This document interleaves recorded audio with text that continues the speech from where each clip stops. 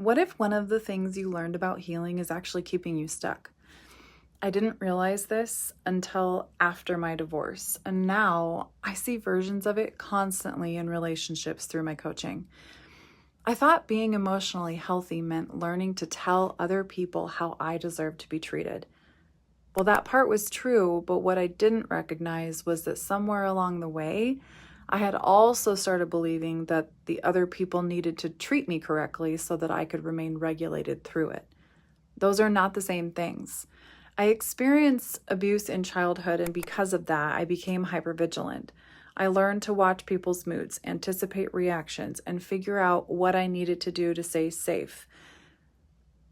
Cue anxiety, crippling anxiety. Then I brought that survival strategy into adult relationships. If you wouldn't get defensive, I wouldn't escalate. If you cared and you communicated differently, I could stay calm. If you would just understand me, well, then I could feel safe. So let me explain myself to you over and over again.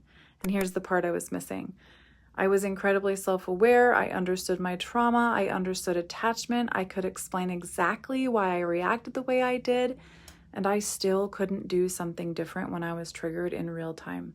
That space between what you can understand and actually practice when you're activated is what I call the integration gap. Closing that gap changed the question for me. Instead of asking, how do I get this person to understand me? I started asking, who do I want to be while I'm trying to be understood? That doesn't mean tolerating abuse or abandoning your boundaries. It just means I can tell you how I deserve to be treated without making my ability to regulate during that time dependent upon whether you actually do it. That's integration.